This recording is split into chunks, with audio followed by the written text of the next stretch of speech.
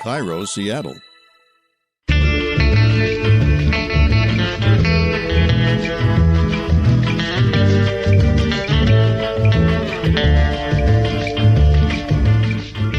I'm Rachel Bell, and this is Your Last Meal, a show about famous people and the stories behind the foods they love most. Today on the program, Jessica Seinfeld. Jessica has written 5 cookbooks. You probably remember her first book, Deceptively Delicious, where she famously sneaked vegetable purees into dishes for picky kids. And her new book is called Vegan at Times. At times, because she doesn't always eat vegan. What did you have for breakfast this morning? I had chicken soup for breakfast. I love that. Leftovers are so good for breakfast. So good. Over the last couple years, Jessica naturally started eating a mostly plant-based diet, but she doesn't put any labels or rules on how she eats. And she certainly is not trying to convert anyone. That's why people are repelled by some vegans, is because that's the only way. And if you don't do it, there's something wrong with you. And I just find that abhorrent. Jessica says her vegan mac and cheese is the gateway recipe for plant-based skeptics. Which got me thinking, what allows cheese to melt? And how do you get vegan cheese to do it? I spoke to the CEO of a Bay Area startup called New Culture, a group of cheese-loving scientists who have worked for 3 years to create a vegan mozzarella cheese that melts and pulls just like the real thing. And Jessica's Last Meal takes us to a place I never imagined we'd go on this show: organized crime. I chat with Anna Van Valen, host of the podcast Every Day is a Food Day, about how Italian-American restaurants became the clubhouse of choice for the mafia. But first, my conversation with Jessica Seinfeld. When Jessica started eating less meat and dairy, she said she felt better. But she isn't an all-or-nothing kind of person. She describes her new book, Vegan at Times, as a softer, gentler approach to plant-based eating. It is interesting that you are expected to be 100% vegan. It's almost more of an identity than just a way of eating. It's an ideology. And the ideology comes from a wonderful place, the protection of animals. And if you follow me on Instagram, you know that my cats are... and my dogs. I love my dogs too, but I do not love my dogs as much as I love my cats. One of the reasons why I wanted to eat less meat is because I want to be thoughtful about our planet and animals. And so, you know, people are connected to food emotionally. It all has to do with your upbringing, I think. And when you start shaming people about how they should eat, that is certainly not going to win you any favors and get people to join in whatever movement you're in. So obviously you're not 100% vegan, as you're saying, because you had chicken soup for breakfast. So how do you decide when you're going to eat vegan and when you're not? I feel free to have a bowl of chicken soup. It didn't even cross my mind that that was a thing. I don't really keep track. And I feel like I'm just on a great path with it. I feel so much better. Anyone who's like kind of into that gentler approach, please join me. And that's kind of what you talk about in your chapter, how not to be an annoying vegan, which I love that you just put it out there. This is basically the topic of that chapter, right? Keep your stuff to yourself. Yeah. I don't even think you want me to be talking about this. You're not going to be down on Fifth Avenue with PETA throwing red paint on people's fur coats, is what you're saying. No, I am definitely not. Jessica's married to Jerry Seinfeld, and they have 3 kids between the ages of 16 and 21. How did you get your family on board to eat this way? I just, again, didn't talk about it. Mm-hmm. I just started doing it myself, and it was the middle of the pandemic. My husband just saw me with these like vegetable forward meals, and I made him a steak one night, and he felt so sick afterwards, and he just went and laid down on the sofa, and I just was like in the kitchen cleaning up and felt really great. And I was like, does anyone want to play Scrabble? And he was just like, I think I need to do what you're doing. I feel horrible. Mm. And so he just started to ask for more of the meals that I made for myself. And it just kind of happened. And now we're doing it like 3 to 4 nights a week as a family. He's really into it. He's also now getting ready for a film. So he's almost way more into it than I am. Let's talk about how you ate growing up, because it sounds like you had a pretty healthy upbringing. Yeah, I've become my mother. So my parents are like 60s cats. They are counterculture to the core, super left. I have been eating tofu and brown rice, and we had cereals in bags, never in boxes in a regular grocery store. I had to volunteer like our hours in the co-op when I was growing up, and like just always so embarrassing. The worst lunches, never invited people over for dinner because it was so totally embarrassing. And I would go to people's houses and I would be like, oh my God, what's it like? And then I had like odd jobs after school, and I would buy sugar cereals for my birthday with my own money. Because of that, I just never developed that desire to eat food with chemicals in it. I have a hard time with processed foods because I taste metal. With all of them? With basically all of them. I taste and smell metal. It's the weirdest thing. I can't even explain it. You'll think I'm so weird. But you said so it anyway, like in the I see dead people kind of. Yeah, like I taste metal. Like my kids weird. And my husband are always like, oh my God, shut up. So like if you have a bag of chips or M&Ms, all of those things all forget M&Ms, especially because M&Ms, and I can tell you like when companies change their formulations, like a few years ago, M&Ms changed their formulation, their plain ones especially. So I can't eat plain M&Ms anymore. So you have like a very refined palate. You can taste everything. I mean, refined is like, to me, feels like fancy. I'm not fancy. Yeah. It's like so specific and so debilitating. My sense of smell is almost more severe than my sense of taste. There are certain people I can't be around because they have a certain smell. I feel like that too. Really? Yes, I have a really strong. I know. I broke up with someone because I didn't like how he smelled, and it wasn't BO. It was just his natural scent. Doesn't even. Yeah, you can't even. Some of the people you can't fix. No, I've had to ask my and spray him down.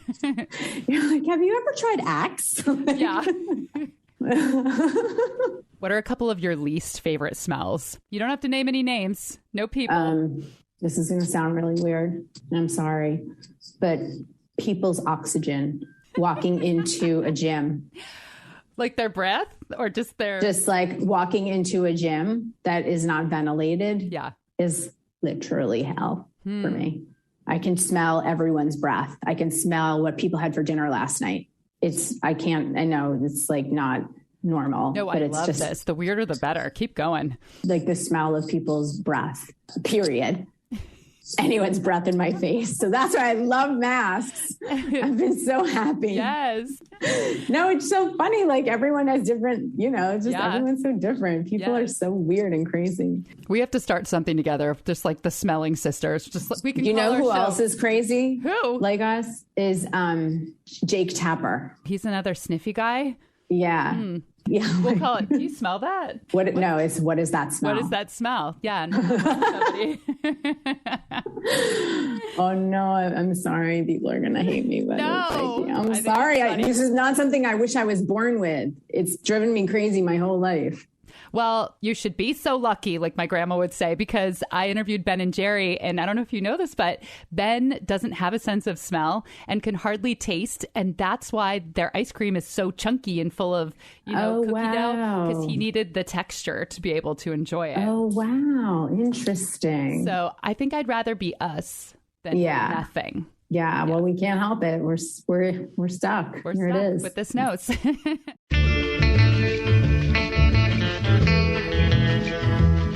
When we come back, Jessica shares her last meal, which is also one of my favorite comfort meals. And we risk our lives to talk about food and the mafia.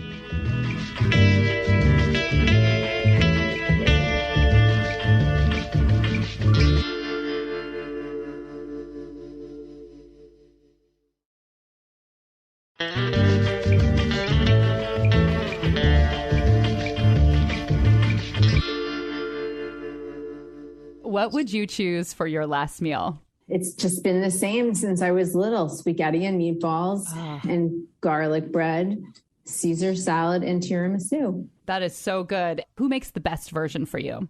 I grew up in Long Island, and I had these friends growing up whose parents were involved with organized crime. I kind of thought you were going to say that. I didn't know till later, but they would take us to these incredible restaurants that were like almost like speakeasies. Like there was no name on the outside. They were these kitchens, and they were like in these really weird places. And I know, like, I put it all together later because my mother would be like, where were you? Yeah. You went on a boat?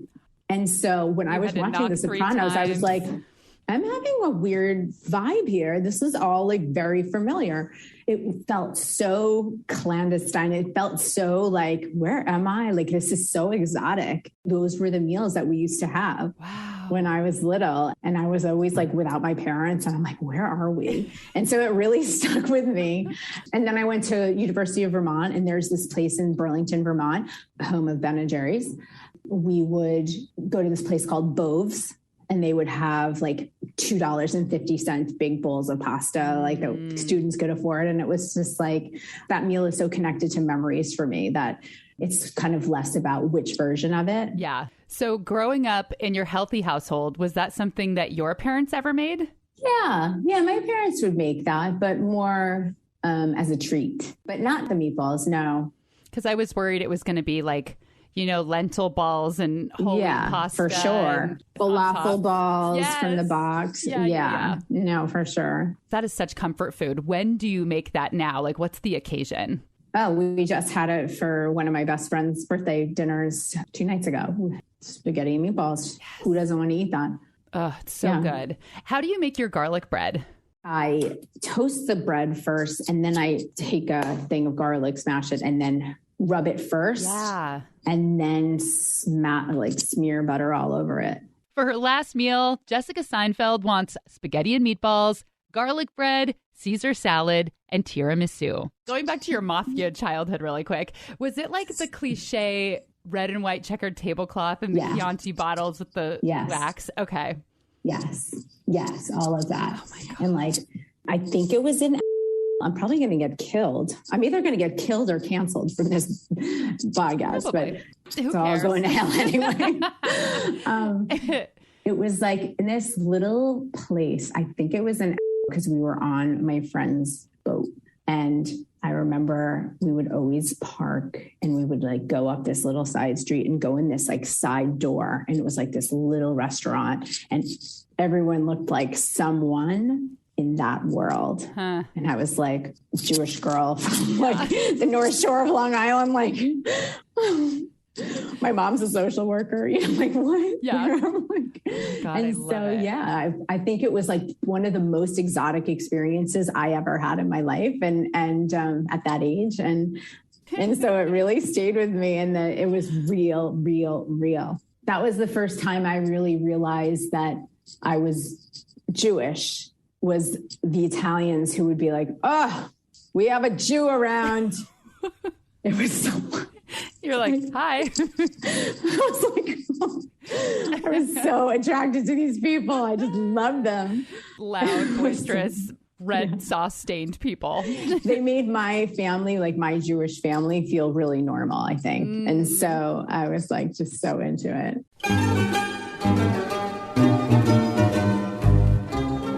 Did you hear those bleeps? Yeah, we're trying to make sure Jessica doesn't actually have to experience her last meal after this podcast comes out. We got to keep those locations on the DL.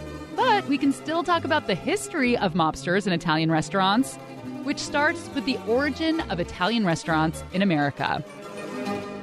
Italian restaurants in America are very much linked to Italian immigration in America. That's Anna Van Valen, co-host of the podcast Every Day is a Food Day. She says Italian immigration picked up in about 1880 and really spiked in 1907. And the immigrants settled mostly in port cities like San Francisco or New Orleans. But since 97% of immigrants came through New York City, the biggest and most thriving Italian community was there, which we now know as Little Italy. And one really interesting thing is that 80% of these immigrants were men coming in on their own, like without any family.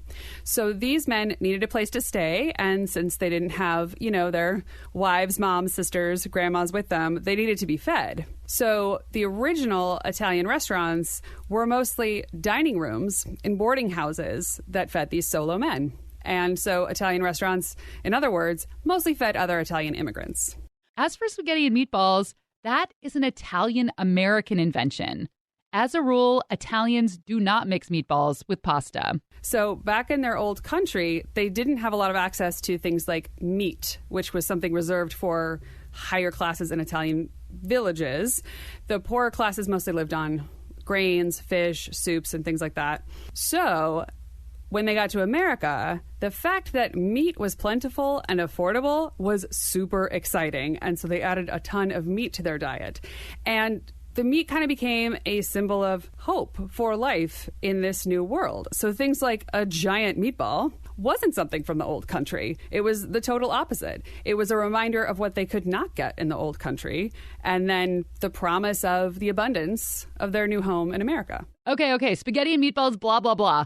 Let's get to the juicy stuff, the mafia and Italian restaurants. There was a little thing that happened in 1920, which kind of affected our entire society, specifically the food and service industry, and invented organized crime. And that was the passage of the Volstead Act, or the 18th Amendment, also known as Prohibition. So since it's been a minute since AP history, the Volstead Act prohibited the manufacture, sale, and distribution of intoxicating liquors. But shockingly, this didn't stop people from drinking. So though the legal supply dried up, the demand did not, which created this huge vacuum, which got filled with an unbelievably profitable black market through, bootlegging, rum running, and smuggling. So gangs emerged, many of them run by Italian immigrants or their descendants, who kind of battled for control of this alcohol black market. And these organized criminals are what we refer to as the mob. And they were making unbelievable money. Okay, Al Capone alone was said to be bringing in $60 million a year in 1920s dollars. It's all dirty money, so they can't really use it, right? They needed to also engage in legitimate businesses to sort of throw off the authorities, look legit, and clean up all that money. So what is a cash-heavy, totally normal business that probably won't get a second look? Restaurants. Starting in the 1920s, these mobsters got into the restaurant business. A lot of them in Chicago, Buffalo, New York, in order to launder the money from illegal alcohol sales, which then later on became drugs, guns, human trafficking. And because so many of the mobsters were Italian or of Italian descent, Italian restaurants were an obvious choice for that. Another reason why restaurants were a favorite of the mob is that they are a great place to do business out of. You just have to look at what happens in the restaurant scenes in Goodfellas and Godfather and kind of get that vibe. And if you own a restaurant, you can control who comes in or out, which makes it a safer place to plan your unlawful activities.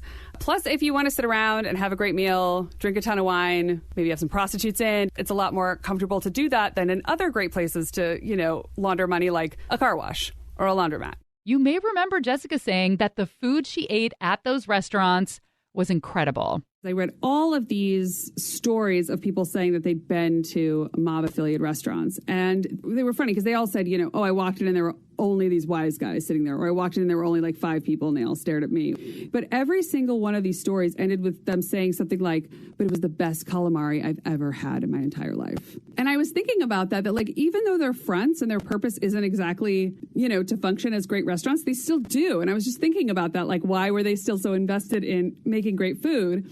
One of the things I thought was, from a practical sense, it's probably easier to launder money in a successful business, right? If no one's going in and out of your restaurant, but your bank account is overflowing, that might raise some red flags. So if your restaurant is packed, it's a lot easier to pad those numbers. And the other thing is, your customers all day long are guys that break legs for a living. You want to give them good food. You want to keep them happy. One of the most famous mob bosses was Al Capone, who fits Anna's description to a T. He was the son of Italian immigrants, and he gained notoriety during Prohibition. But his main hangout was not an Italian restaurant. It was the Chicago speakeasy and jazz club called the Green Mill, owned by one of his associates. They had, a special table that no one else was allowed to sit in, and then also they built tunnels underneath the lounge for smuggling the booze in and out. The tunnels were also a way for Al Capone to make a quick escape. And the Green Mill is still open. I went a handful of years ago when I was visiting a friend in Chicago, and it's the perfect dark bar with big booths and, the little red candle holder in the middle of the table. And they have entertainment every night of the week. And the night that I was there, it happened to be slam poetry, which I just try to think about Al Capone and what he would think about slam poetry. It's just not very Al Capone.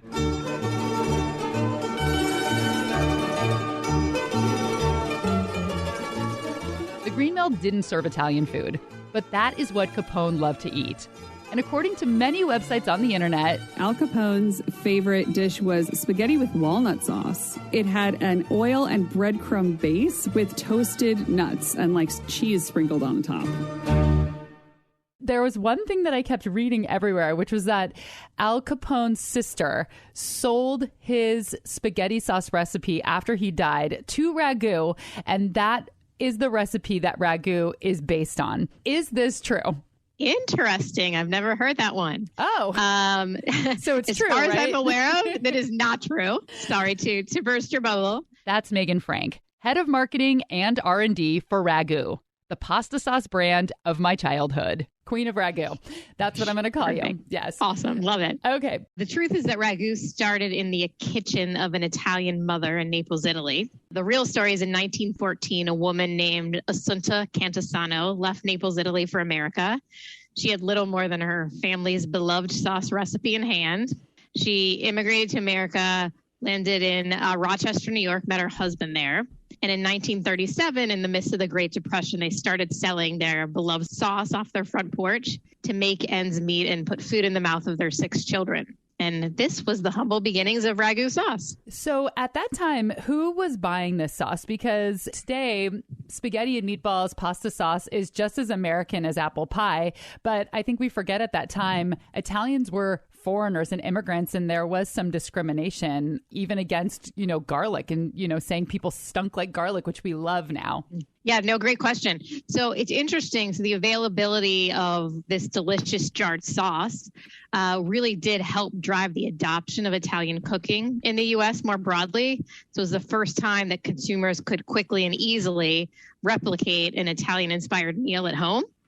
So really, the adoption of Italian-style cooking was really instigated by the story I just told you and the availability of Ragu sauce. Ragu was the first commercial spaghetti sauce in the United States. It's funny because growing up eating Ragu, it wasn't until I was an adult that I understood that Ragu is not just a brand. It represents like a kind of sauce, usually a meat sauce, which is interesting because, the Ragu I think of as just a tomato sauce. Do you know where they got the name from? Yeah, so the sauce, and not everyone knows this, but the name literally came from this Italian word that meant sauce. So that must be kind of funny to people in Italy who see all of these jars that just say sauce on them. It's kind of like in The Simpsons, they just drink a can of beer that says beer on it. Completely. Huh. Okay. I know. As soon as I said that, I realized, of course, that the beer cans on The Simpsons actually say Duff.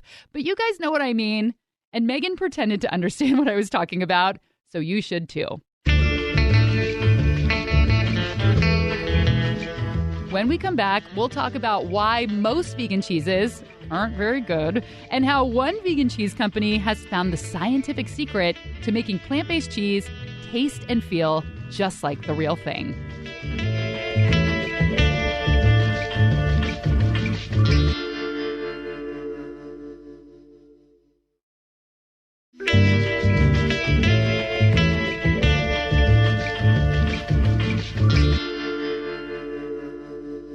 The thing that I love about your book is that you don't use fake meat and you don't use a lot of fake stuff. A lot of people end up eating a lot of processed food instead, and you use a lot of whole foods. It's funny that you noticed that. Thank you.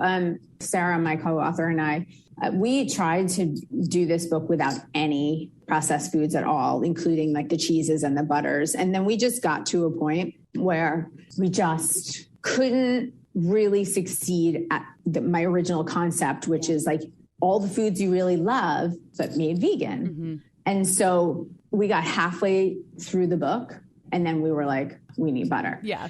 I also really believe in supporting that infrastructure. People are already eating butter, dairy butter. I don't have a problem with supporting companies that are creating fake butter or whatever it is. I feel like it's all going to hell, Rachel.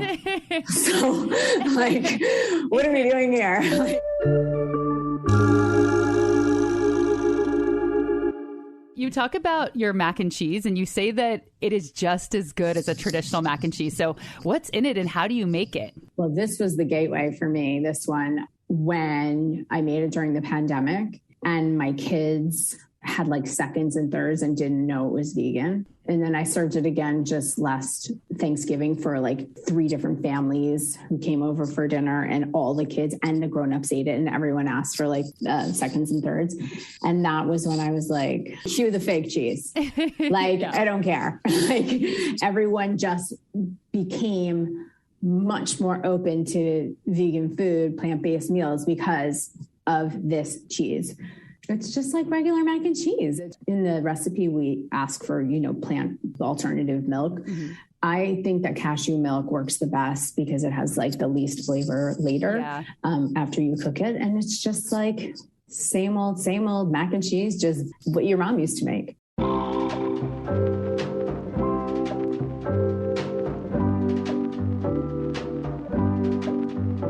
I have had vegan mac and cheese at a friend's house, and I have gone to a vegan pizzeria and had pizza with vegan mozzarella, and it was not like Mama used to make. Mostly because the closest my mom got to making those things was ripping open a box of Kraft and ordering pizza from the place downtown. But also, the versions I had were not very good. I will say that was several years ago, and I'm sure they have improved since then, but I was scarred enough that I have never bought these products. But there is one brand of vegan cheese not yet on the market that I can't wait to try. What we do is we really understand what makes cheese cheesy. That's Matt Gibson, CEO and co-founder of New Culture. I think it's safe to say that if you ask many traditional dairy cheese consumers what they think of plant-based cheese, if they have tried it, they won't be huge fans of it. It's very limited in what it can do. And the reason why plant-based cheese is so limited in what it can do is because it doesn't contain the key ingredients that makes dairy cheese so amazing, that makes dairy cheese have those attributes that we love. And that key ingredient is casein protein. Casein protein is found in most mammals' milk, and it is the secret ingredient to getting cheese to melt. It's what gives you that satisfying cheese pull on a pizza. It's what makes camembert and brie gooey and delicious. Casein protein is crucial to dairy cheese. When you turn milk into cheese, there's the casein protein that coagulates, that forms that curd. So it's such a crucial ingredient to conventional cheese, yet it is an animal protein. So we're finding a way to make animal-free casein protein.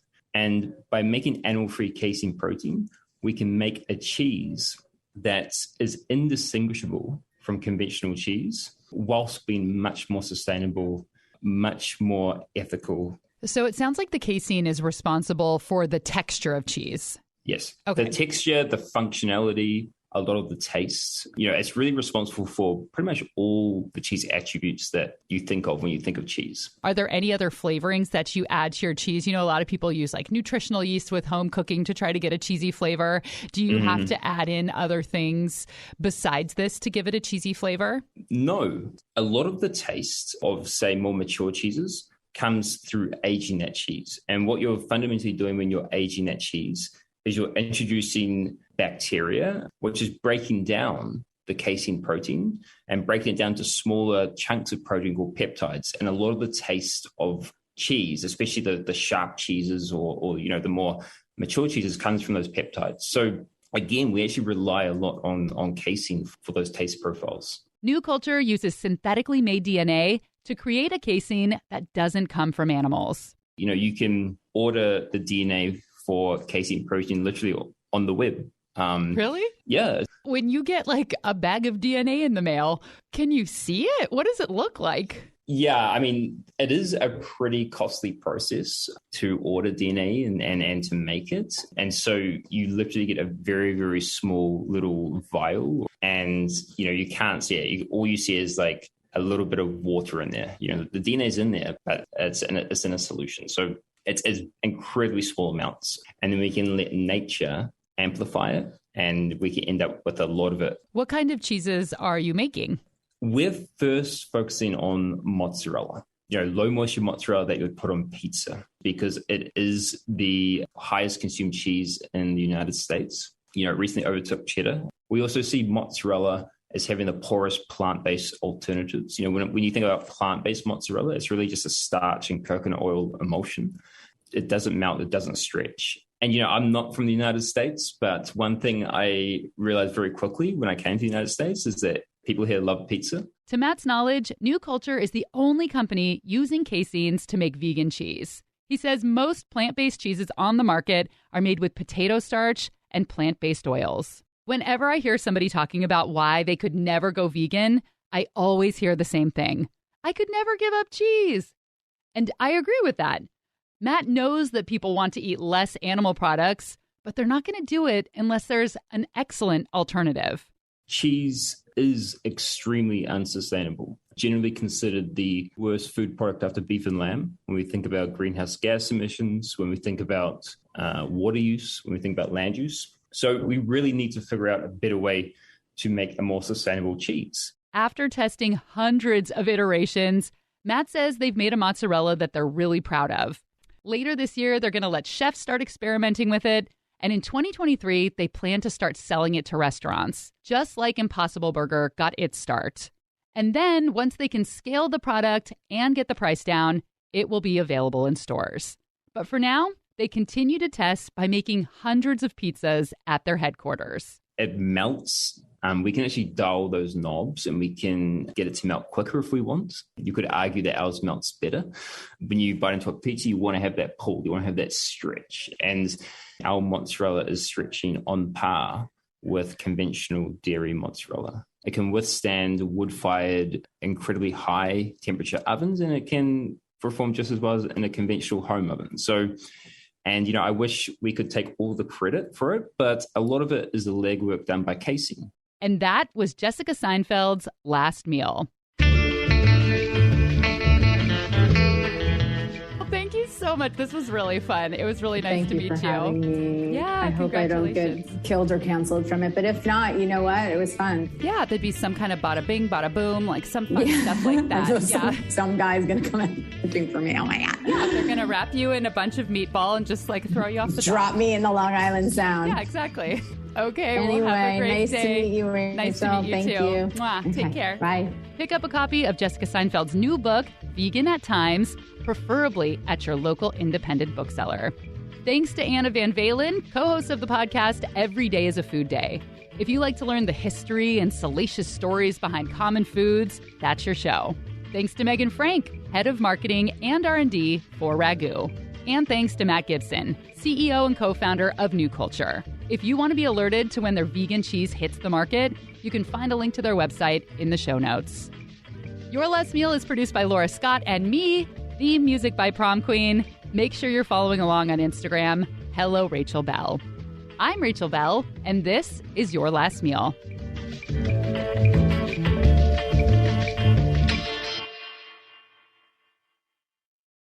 I read a quote that you said, we have these boomer husbands who like traditional foods.